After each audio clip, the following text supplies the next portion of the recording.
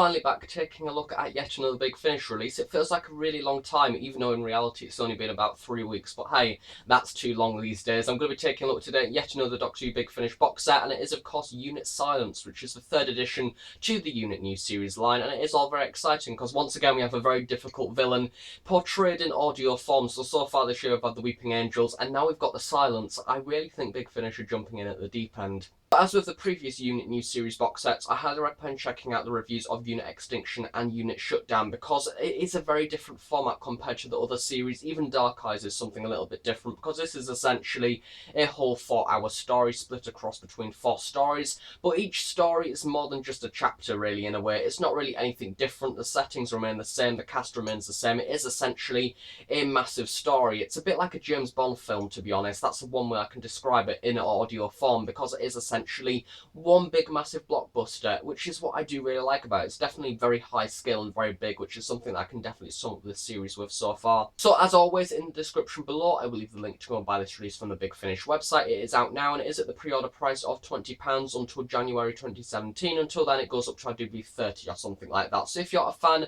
of the previous box sets, I highly recommend checking out this release, maybe the trailer and things like that, and a few other reviews, because it is one of those ones that's definitely a little bit different to the others, but also has a few of the same stuff in there as well. Going over a few of the episode details first on the Big Finish website. Of course, as I said, this is 4 episodes long and each of the stories does have an individual name. So the first episode is of course called The House of Silence, episode 2 is Square One, episode 3 is Silent Majority, and episode 4 is In Memory Alone, and of course overall it's called Unit Silence. I like to think in a way it's a bit of a book format in that, I guess, sort of.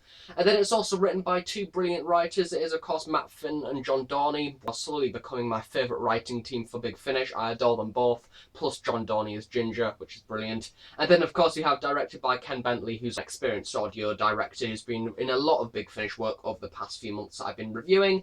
And then of course the cast does remain the same from the last series. We of course have Gemma Redgrave as the brilliant Kate Stewart. I've absolutely adored her in all of these box sets. She is an absolutely brilliant character. Probably one of the best things to come out of Moffat's era as the Doctor, even though Chris Chibnall was the one to write her. So I'm hoping that when Chris Chibnall takes over, we have a lot more Kate Stewart in there, fingers crossed. Then we have of course Ingrid Oliver playing Osgood. I'm not going to even try to pronounce her first name, I just can't say it. And then we have Warren Brown, who's playing now Lieutenant Sam Bishop, who's been now increased in role. And then we of course have James Joyce, who's playing now Captain Josh Carter, who actually takes a bit of a backseat for this series because he has a slightly different role to play, which I'll get onto in a little bit.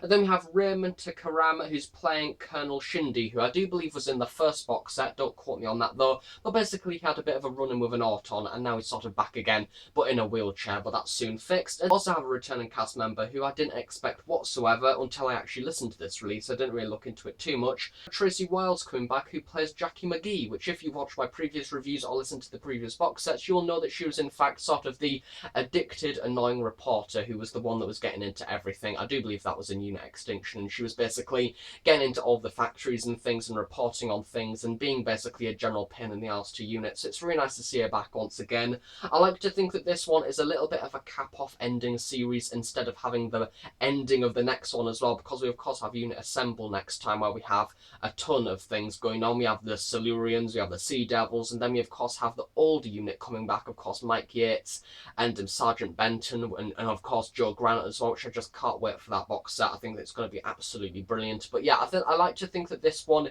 is sort of the wrap up of the previous series altogether in a way, and the next one is sort of a bit of a bonus release. Then of course, in case you're wondering, the Silencer of course voiced by Nicholas Briggs, because they are weird and have alien voices and he's really good at that. But yeah, once again he does a brilliant job at them. I can't even remember what they were even like in series 6, to be honest. I can't remember hardly what they sounded like, but I do think that they did sound slightly different. From what I can recall, they sounded like in the actual series. If anything, they sounded a little bit more eerie in this, which is what I expect, because this is an audio release of course. As with the previous Unit New Series reviews, what I'm going to do is basically explain the whole story as one big massive 4-hour epic thing, because that's sort of what it is, and I think it'll just be a bit of trouble to go into each individual story. It's a little bit pointless. So I just assume that it's one whole massive 4-hour thing, which does sound a little bit daunting. I must must admit, when I first heard that this was coming out again, it was sort of on my radar for the next review, I was a little bit, 4 hours, you know, it is a little bit of a thing where you feel like it is going to be a massive thing, it's going to take absolutely ages to get through, but I was proven wrong, because once again, I think it was a similar thing for the last series as well. I was a bit, unit again. But it's really weird, because once you get straight into listening to it, once you actually hear the theme tune, get introduced to the characters once again, you have sort of this family with Unit now. And I think that as soon as you get into the first episode and end the first episode, you want to go, well, what happens next? I need to know. And I literally watched this, I do believe, over one evening. So I listened to the whole 4 hour thing like that, gone straight away. And I just really enjoyed it, because that's the thing. I think that it does sound daunting to start with, but once you get involved with it, that's it. You're going all the way through to the end. It's sort of like getting a book that you really enjoy to an extent, because as I say, once you get introduced to the characters once again, it's just straight away a nice introduction, and you sort of feel like you're back at home again with them. You sort of start to refresh your mind of what's previously happened and things like that. Very much of this series, once again, it's something that I really like, because it wraps things up.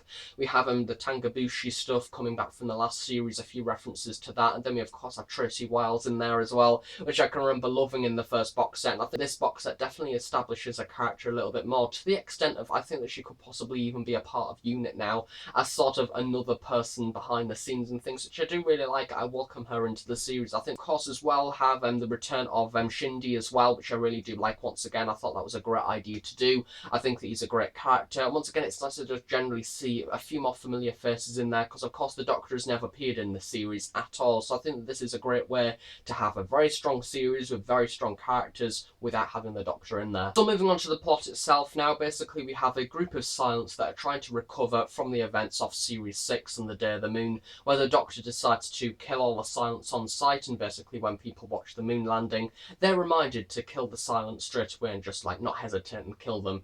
And then what the Silents do from this is they want to try and transmit something else that's bigger and better and tell the humans, don't kill us, please, which I think is a really logical idea. It seems like a really simple idea for a script, but it really does work well. I think that the idea is something new, and I can sum up this box set with is that it is modern. It uses modern things. It uses the terms such as vlogging. It uses YouTube, and I can sense that if you're a fan of social media or modern TV, I think that you would really enjoy this, because we have all sorts of references in there, GIFs, memes, even the screaming goat vine makes an appearance in this series. It is referenced, and the Silents have used it as an idea of using the Silents to basically show up within the goat gif, so then you can have them saying, oh, like, please don't kill us, and then the goat screaming continues and things, and sort of stuff like Charlie bit my finger, and all those sort of things that we've had for absolutely years now. All those popular things have had the Silents in all along, telling the humans not to do this, because that's sort of helping wipe them out in a way, so it's sort of helping the Silents gain more power back again.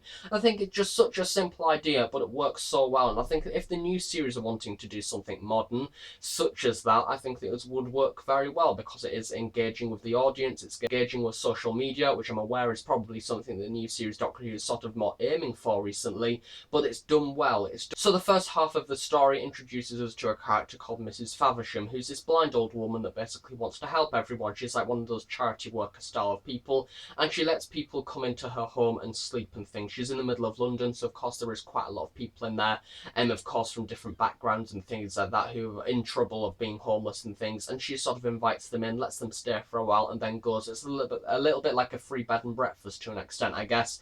And of course the Silents have came into this home because they need somewhere safe to stay, and because she's blind, she's of course not sort of affected by what they look like or anything like that, and they hide up in the attic basically. So the Silents, in a way, I really like the sort of the under themes of this box set, because there is constant references all the way through to sort of modern day life. And I think that the main concept for this box set is using modern terms, modern events, modern scenarios that are going on right now in the world as we speak. For example, as you can probably tell, the Silents come into this home and they stay, and in a way the Silents are sort of acting as the refugees. And as you all probably are aware, at the moment we are going through the refugee crisis in sort of news, as you will probably be aware of, and in a way they sort of take on that role, and I think that is extremely clever to sort of mix in current affairs with Doctor Who to an extent, but making the people that are affected aliens, and sort of seeing how we engage with that and how that is different to what it would be like if they were humans and things. I think that is just extremely clever.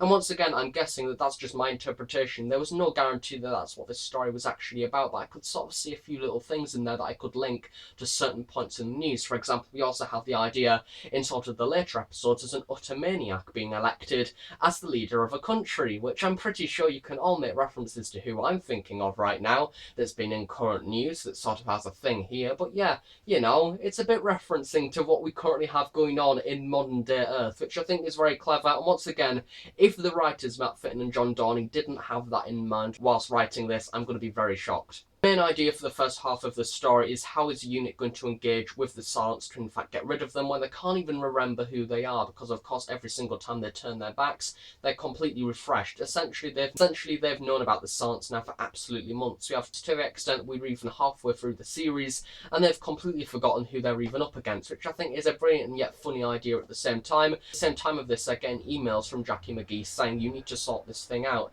and she's thinking that unit have gone absolutely insane because of course she knows what's going on. She's seeing from the outset that people are going missing in this house, but unit aren't doing anything about it, and she's very concerned of how these missing people are not of unit's interest. So of course she looks into it, being dragged into the story, and then Osgood invents this thing because they know that something's going on where they're literally forgetting what is going on. So she invents some glasses technology stuff to actually remember who the Silence are, involving sort of this hologram type thing.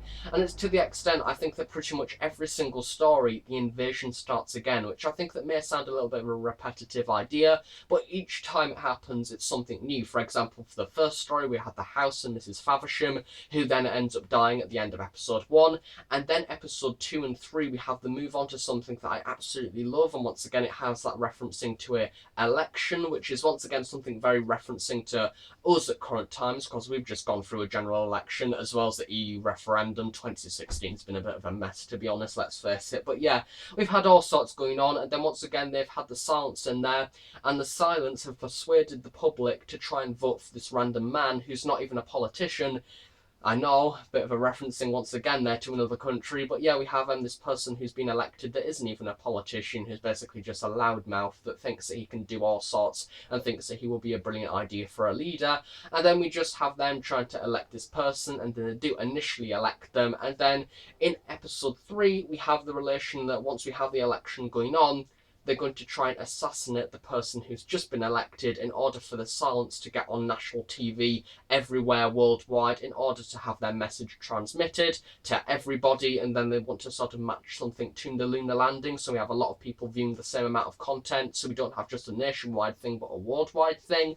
And yeah, it's a little bit complicated to an extent, but once again, once you actually listen to it all the way through, I think that you can sort of understand it a little bit better. But basically, if you don't get it already, we have a lot of things going on. Kenneth LeBlanc is the main person that is trying to be elected as the new Prime Minister, and then of course because of the persuasion that the Silence are using on the general public, Josh Carter is in fact one of the people that is in fact hypnotised, and he ends up somehow, because of his high states in unit, he ends up leaving unit and going to sort of join his political party, and where that isn't really that political, but basically being his main flagship person to go out on all the advertising things and to try and get people to vote, even though really they don't need to do that because they're just persuading everybody. But he's sort of the right hand man in a way in higher places, and Kenneth LeBlanc is in fact not a villain for this. He's in fact just a normal human being that generally thinks that he actually needs to become the electee and actually want to become the Prime Minister because he thinks he might be able to do a good job when really he doesn't have a clue what he's doing. But yeah, he actually thinks that he could be elected, and once he actually sees the amount of popularity that he gets, he starts to get a little bit overwhelmed with the amount of popularity that he's in fact got, and he doesn't in fact understand why he's been elected, because so far he could sort of just see it as an idea, and then people are in fact sort of getting behind him, and then when really he doesn't have any political policies whatsoever, and he starts to realise something a little bit weird's going on. He's literally thinking, hang on, why the hell are these people voting for me? So it is generally a really interesting concept, and as much as I actually now say it out loud in front of a video camera, I'm trying to literally think and come up with any other term to explain it as the Silence want to go viral via the internet, and that I love. I think the interesting thing about this box set is unit adapting, because constantly we have these adaptations going, right, we need to do this in order to remember, we need to try this technique. I think that it's constantly throwing new ideas out there and not seen on this scale for a very long time. It really is very creative, having the silence sort of being took on by using these special devices, these new little formations that they're doing, and it is something brand new. It's something completely different to what I've seen with Unit in the new series, because I think that a running theme with the TV and Unit that's been portrayed on the TV is they are just basically shooty soldiers that do anything. And I think that this part of Unit proves that they can really take on, without the Doctor, the Silence, or any different Unit villain that's ever appeared on Earth in an Earth invasion, and actually be able to take it on and succeed, because they are creative, they have new ideas. Silence for this box set, I think it's taking them to a whole new level, and I think that's just brilliant. As I said with the previous box sets, there is a reoccurring theme of them being very big scale. We go to many different countries of the previous ones. I think we went to Antarctica in the last one, if I can remember that right. We went to a few other places in the last few box sets. I do believe where we went to the centre of the EU, I think in Brussels as well, in the last series. I can't really remember though. But yeah, we've gone to a lot of different places out of England, and that is definitely one way to sort of summarise this series. It is on a worldwide scale. This series, however, is very more unit based in England. It complaining at, I think that works incredibly well. I think that comparing it to the previous series of it being quite worldwide, I think it's nice to see units scaled down to just England itself and going around England and England's problems, having the election and things like that. I think that it's something that only could work in England to an extent. But that said, I can't really say it's extremely England bound, because the very last story of the series, we go to the moon, don't we? Because why not? But yeah, last episode has Osgood and Sam going up to the moon to figure out what's going on, because something's happened on the moon where the other people aren't responding. So they get sent up to find out on this villain that we don't know what's going on, because they've completely forgotten once again, because we have them thinking at the very end of episode 3 that they've completed everything and they've remembered, because the Silence send out this transmission where they basically say forget us completely, and then that's what Unit do, they forget, and then we just think that they've succeeded. And then, but instead we have the very final story where we in fact find out that they've not been defeated whatsoever and the Silence are back again. So yeah, I think that to the extent of this box set, we never can really find out if the actual Silence were fully defeated, because I think that's the thing with the Silence. We never do find out, because there probably never will be, because there will always be some fraction out there that you in fact completely forget about. And I think that's sort of what's powerful about the Silence, and once again something that Big Finish have adapted, because there is a lot of the techniques that the Silence have in the new series that is very visual, that wouldn't work at all on audio, but Big Finish have definitely honed in on the parts that would work on audio, such as the things of looking away and things like that as soon as you forget them. And the sound design for this box set that actually accompanies that idea is absolutely extraordinary. I absolutely adored it. I thought that it's so well done. It's one of those ones that, once again, like Fallen Angel, it relies very much on the soundtrack and the sound design, and if it wasn't for the production and the directing by the people such as Ken Bentley for this box set, I think that it definitely would be completely different. So once again, Ken Bentley had a very big role for this box set, as well as the writing team that did an absolutely excellent job. His role was just as important, because he had something very big to achieve, being an alien that you literally forget all the time, and that is exactly what happens in this box set.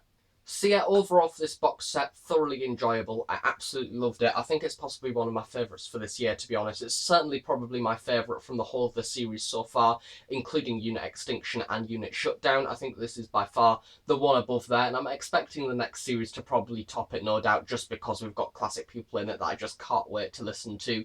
But yeah, I think that this series definitely went out with a bang, and I'm very glad that it did, because it once again proves that the new series stuff and the new series elements can in fact work. We have sort of the new series Silence, and once again this proves that with the last series there was a bit of a risk where we had very early on a brand new villain in the Tangabushi, and I think that although the Tangabushi were brilliant, I thought they were great, but there was a bit of a flaw there, because they're sort of not pre-existing in Doctor Who. I think that with the other box sets we had the Autons, so we had something to sort of rely on already. With the Tangabushi we knew nothing, and I think that was a little bit of a flaw in there, although I did still enjoy the box set. But with this one we already have quite a solid two-parter, to be honest, with the Silencing at the very beginning, anywhere to sort of rely on. But with this one, it just brings them, as I said, to a whole new level of the family, of the Unit family as well. I think that it just works extremely well. I think that once again, this box set, once again, wouldn't work without Kate Stewart, without Osgood. I think that they're such a knit little family of people where it just works even better, including sort of the sub-characters that Unit have in fact sort of created. We have, of course, Sam Bishop in there, who I adored for this box set, and Josh Carter as well, who I think that if Unit are to return in the new series, I would highly recommend the BBC to in fact bring on these two characters, because they work so well in the family of Osgood, and I would love to see them all visually together again as well. That would be brilliant. I think they're just reuniting having this new series Unit family and the classic Unit family together now. It's nice to just actually say we have a new series family of people, because before this point I couldn't really pinpoint a Unit family, but now we do. I think it's just a lot more powerful, and I really do like it. I think it's a highly enjoyable release, and other than that, the only thing that I could say that's probably bad about it is there is a few little drags here and there. The silence aren't in it as much as you may expect, which I think sort of works in their favour, because you can't really have a scene with them talking, to be honest, like one silent talking to another in general conversation. I think it's one of those things that you just can't have, because they just sound a little bit too weird. And I think that the extent of sort of hypnotising people works incredibly well. I think that once again that choice actually works in the scripting favour as well. So yeah, generally overall for this release, I highly recommend it. Put it on your Christmas list or something, because it is